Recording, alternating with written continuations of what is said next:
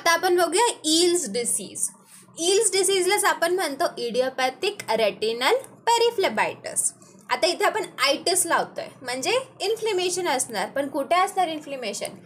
पेरिफ्लेबायटिस. Peri म्हणजे पेरिफेरीला inflammation असणार, पण कोणाच्या पेरिफेरीला? रेटिनाच्या पेरिफेरीला. सो ह्याच्यामध्ये काय होतं, जे आपला रेटिना असतं त्याच्या पेरिफेरीला इन्फ्लेमेशन असणार, पण त्याचा कॉज काय आपल्याला माहीत नाही आहे. तर त्यामुळे आपण म्हणतोय इडिओपॅथिक रेटिनल पेरिफ्लेबायटिस. ठीक आहे. सो कळलं याला आपण काय म्हणतो. ईल्स डिसीजला दुसरं नाव सांगितलं इडिओपॅथिक रेटिनल पेरिफ्लेबायटिस, कारण रेटिनाचं जे पेरिफेरी आहे तिथे इन्फ्लेमेशन होतं, त्यामुळे आपण इथे आयटिस लावतोय आणि त्याच्या आधी आपण म्हणतोय पेरिफ्लेबायटिस. ह्याचा अर्थ की पेरिफेरीला इन्फ्लेमेशन होतं आहे कोणाच्या? रेटिनाच्या, पण त्याचा कॉज आपल्याला माहीत नाही आहे. नेक्स्ट सांगितलंय this is characterized by vascular inflammation in peripheral retina. आता कसं होतं, रेटिनाच्या पेरिफेरीमध्ये म्हणजेच आजूबाजूला जे साईडचा एरिया आहे सगळा रेटिनाचा कोपऱ्यातला एरिया, त्या सगळ्यामध्ये जे ब्लड वेसल्स आहेत ना त्यांच्यामध्ये इन्फ्लेमेशन होते आणि त्याला आपण म्हणतो ईल्स डिसीज. सो त्या ब्लड वेसल्समध्ये इन्फ्लेमेशन होते, जे ब्लड वेसल्स रेटिनाच्या पेरिफेरीला आहेत त्या सगळ्यांमध्ये इन्फ्लेमेशन होते. सो त्यामुळे आपण इथे म्हणतो this is characterized by vascular inflammation in peripheral retina. So Eales disease करायला काय, जे आपलं मागे रेटिना असतं त्याच्या पेरिफेरीला जे ब्लड वेसल्स असतात त्यामध्ये इन्फ्लेमेशन होतं, म्हणजेच डोनटसारखं होतं. डोनट कसं असतं, मध्ये हॉलो असतं आणि साईडला सगळं सुजलेलं असतं, बाहेरलेलं असतं. सिमिलरली तुमचं रेटिना होतं, त्यामुळे आपण ह्याला म्हणतो ईल्स डिसीज. ईल्स डिसीज म्हटलं की डोनट लक्षात आला पाहिजे. काय होतंय, रेटिनामध्ये पेरिफेरीला जे सगळे ब्लड वेसल्स आहेत त्यांच्यामध्ये इन्फ्लेमेशन होतंय. काय होतंय, डोनट बनतोय. कशाचा डोनट बनतोय? रेटिनाचा डोनट बनतोय. ह्या डिसीजला आपण म्हणतो ईल्स डिसीज किंवा ह्याचं दुसरं नाव आहे इडिओपॅथिक रेटिनल पेरिफ्लेबायटिस. आता नेक्स्ट येतं कॉजेस. आता हे असं बघा ना, नाव हे काय नॉर्मल नाही आहे. ईल्स डिसीज असं सोपं नाही आहे. कॉर्नियल अल्सर, कॉर्नियल ओपेसिटी हे जरा लॉजिकल आहे. अल्सर म्हटले की आपण सांगू शकतो कॉजेस, ओपेसिटी म्हटले की आपण सांगू शकतो कॉजेस, पण आता ईल्स डिसीज नावावरून तर काहीच कळत नाही आहे. सो ह्याला काही कॉजेस काय माहीत नाहीचे. सो कॉजेसमध्ये म्हणायचं इडिओपॅथिक, आणि इडिओपॅथिक पण नाही तर म्हणायचं की हा बॉडीचा रिस्पॉन्स आहे. डोळ्यामध्ये काही एक्झोजिनस एजंट्स आले त्यामुळे बॉडीने आपल्या इम्युन सिस्टमने रिॲक्ट केलं तसं इन्फ्लेमेशन घडवून. सो हे आयदर इडिओपॅथिक सांगून द्यायचं किंवा म्हणायचं की बॉडीची इम्युनॉलॉजिकल रिॲक्शन आहे टू द एक्झोजिनस एजंट्स जे डोळ्यामध्ये आलेत. सो कॉजेसमध्ये आपण काय सांगणार, पहिलं तर हे बघा नावच कसं आहे ईल्स डिसीज, तर जर मी काय सांगू की काय कॉजेस असू शकतात, त्यामुळे इडिओपॅथिक किंवा म्हणून टाकायचं की डोळ्यात काहीतरी आलेलं, काहीतरी एक्झोजिनस एजंट आलेला त्यामुळे माझ्या बॉडीने तसं रिॲक्ट केलं. ती एक इम्युनॉलॉजिकल रिॲक्शन होती, त्यामुळे तिथं इन्फ्लेमेशन घडून आलं. सो हे झालं कॉजेस. आता नेक्स्ट येतं सिम्पटम्स. सिम्पटम्समध्ये पहिलं तर इनिशियली काहीच सिम्पटम्स दिसत नाहीत, नंतर फ्लोटर्स दिसतात. फ्लोटर्स म्हणजे काय की डोळ्यासमोर अशा आळ्या आल्यागत बघितलं कधी कधी होतं आपल्याला, पण असं वाटतं डोळ्यासमोर आळ्या फिरतायत असं विचित्र दिसतं, त्याला आपण म्हणतो फ्लोटर्स. मग ब्लरिंग विजन, ऑब्व्हियसली ना रेटिना तुमचा अफेक्ट झाला आहे, तिथून मागे सगळं सिग्नल्स पास होतात, सो ब्लड विजन दिसणार. Next vitreous haemorrhage. आता काय होतं, आपण काय सांगितलं रेटिनाच्या पेरिफेरीला जे ब्लड वेसल्स आहेत त्यांच्यामध्ये इन्फ्लेमेशन होतं. आता हेच इन्फ्लेमेशन जर जास्त दिवस राहिलं तर तिथं कंजेशन होतं आणि नंतर मग ते ब्लड वेसल्स रप्चर होतात. आता जर ते रप्चर झाले तर त्यांच्या समोर काय असतं, आयबॉलच्या आतमध्ये काय असतं, तिथे असतं विट्रस ह्युमर. सो ते रप्चर जर झाले तर सगळं ब्लड येणार तुमच्या विट्रस ह्युमरमध्ये, ज्यामुळे होणार विट्रस हिमोरेज. नेक्स्ट सांगितले बायलॅटरल प्रेझेंटेशन. आता हे जे ईल्स डिसीज होतं हे एका डोळ्यात नाही होत, हे दोन्ही डोळ्यांमध्ये होतं नेहमी. So bilateral presentation.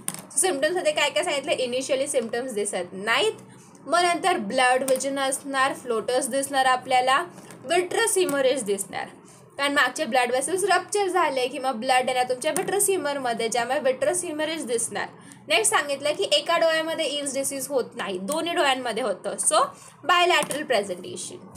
आता नेक्स्ट येतं सायन्स. सायन्समध्ये काय होतं, आपण सांगितलेलं पेरिफेरल वेन्समध्ये इन्फ्लेमेशन होतं आहे, ते इन्फ्लेमेशन खूप दिवस राहिलं त्याचं ऑब्स्ट्रक्शन होणार, ज्यामुळे होणार कंजेशन.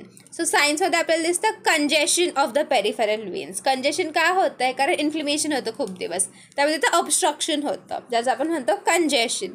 नेक्स्ट सांगितलं आहे रिकरंट विट्रस हेमोरेज. आता जर खूप दिवस इन्फ्लेमेशन आहे मग ते कंजेशन होणार आणि खूप सारे ब्लड वेसल्सचं रप्चर होणार, ज्यामुळे सारखं सारखं तुम्हाला विट्रस ह्युमरमध्ये ब्लड दिसणार. सो रिकरंट विट्रस हेमोरेज दिसणार तुम्हाला. नेक्स्ट सांगितलं आहे निओवॅस्क्युलरायझेशन. आता आपण सांगितलेलं की ब्लड वेसल्समध्ये इन्फ्लेमेशन होतं आहे, मग ते ब्लड वेसल्समध्ये कंजेशन होते, ऑब्स्ट्रक्शन होते, ज्यामुळे पुढच्या पार्ट्सला सफिशियंट ब्लड सप्लाय जाणार नाही. मग आता काहीतरी सोर्स काढायला लागेल, नवीन ब्लड वेसल्स फॉर्म होतात ह्यासाठी, ज्याला आपण म्हणतो निओवॅस्क्युलरायझेशन. म्हणजेच नवीन एक पाथ निघतो ज्या थ्रू ब्लड सप्लाय जाऊ शकतो प्रॉपरली. सो सायन्समध्ये काय काय दिसतं आपल्याला की नवीन ब्लड वेसल्स फॉर्म झालेत, कारण काहीतरी पाहिजे ना ब्लड सप्लाय द्यायला आपल्याला. सो नवीन पाथ निघतो ह्यासाठी, दॅट इज निओवॅस्क्युलरायझेशन. मग रिकरंट विट्रस हिमोरेज आणि congestion in the peripheral veins. मग नेक्स्ट येतं डायग्नॉसिस. डायग्नॉस कसं करणार, आता बघा आपल्याला कुठे झालं आहे हे सगळं, डोनट कुठे बनलं आहे, रेटिनावर बनलं आहे. सो त्यामुळे आपण करणार फंडस एक्झामिनेशन. फंडस एक्झामिनेशन का करतो, to examine back of the eye. आयच्या मागच्या पार्टला जे काय आहे ते सगळं एक्झामिन करायला आपण करतो फंडस एक्झामिनेशन. परत आपण करणार फंडस फ्लोरोसन्स अँजिओग्राफी आणि ऑप्थॅल्मोस्कोपी. नॉर्मल ऑप्थॅल्मोस्कोपी आपण आय एक्झामिनेशनसाठी करतोच. So ophthalmoscopy, fundus examination, fundus fluorescein angiography. मग आता नेक्स्ट येतं ट्रीटमेंट. ट्रीटमेंटमध्ये 2 सांगितलं आहे, मेडिकल आणि सर्जरी. आता मेडिकलमध्ये काय सांगितलं आहे, इन्फ्लेमेशन आहे. आपण बेसिक काय सांगितलेलं आहे, ह्याचं इल्स डिसीजलाच आपण म्हणतो इडिओपॅथिक रेटिनल पेरिफ्लेबायटिस. सो ते इन्फ्लेमेशन आहे. सो इन्फ्लेमेशन आहे म्हटलं आपण देणार कॉर्टिकोस्टेरॉइड्स आणि अजून आपण करतो लेझर फोटोकोॲग्युलेशन. आता लेझर फोटोकोॲग्युलेशन म्हणजे काय, it is using laser to shrink or destroy abnormal structures in the retina. आता आपण मगाशी सांगितलेलं निओवॅस्क्युलरायझेशन म्हणजे काय की नवीन ब्लड वेसल्स फॉर्म होतात, पण हे ॲबनॉर्मलच आहे ना. नॅचरली तुम्हाला दिलेत ब्लड वेसल्स, पण तरी कशाला नवीन ब्लड वेसल्स फॉर्म करताय, हे नव्हतं सिलेबसमध्ये की नवीन ब्लड वेसल्स फॉर्म होतील. सो हे जे निओवॅस्क्युलरायझेशन आहे हे एक ॲबनॉर्मल कंडिशन आहे. सो ते आपल्याला डिस्ट्रॉय करायलाच लागणार जे नवीन ब्लड वेसल्स झालेत. हे आपण करतो लेझर फोटोकोॲग्युलेशननी. So we do laser photocoagulation. This is using laser to shrink or destroy abnormal structures in the retina. आता ॲबनॉर्मल स्ट्रक्चर्स काय आहेत, जे आपले नवीन ब्लड वेसल्स फॉर्म झालेत ते आहेत इथे ॲबनॉर्मल स्ट्रक्चर. सो त्यांना डिस्ट्रॉय केलं जातं किंवा श्रिंक केलं जातं बाय युझिंग लेझर. ह्यालाच आपण म्हणतो लेझर फोटोकोॲग्युलेशन. आणि इन्फ्लेमेशन म्हणून आपण देतो कॉर्टिकोस्टेरॉइड्स. आता कोणते कॉर्टिकोस्टेरॉइड्स देऊ शकतो आपण, प्रेडनिसोलॉन, डेक्सामेथासॉन, प्रेडनिसोलॉन ॲसिटेट, हे सगळे कॉर्टिकोस्टेरॉइड्स आपण देऊ शकतो. आता नेक्स्ट येतं सर्जरी. सर्जरीमध्ये आपण करतो विट्रिओ रेटायनल सर्जरी. आता विट्रिओ रेटिनल सर्जरी म्हणजे काय, विट्रस ह्युमरमध्ये जे काही कंटेंट होतं त्याला काढून टाकायचं. म्हणजे ब्लड साठलं आहे किंवा बाकी काय साठलं आहे त्याला काढून टाकायचं.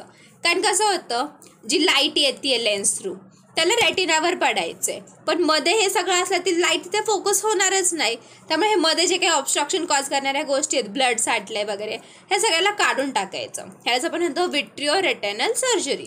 सो हे झालं आपलं इल्स डिसीज. इल्स डिसीज म्हटलं की काय सांगायचं, डोनट सांगायचं.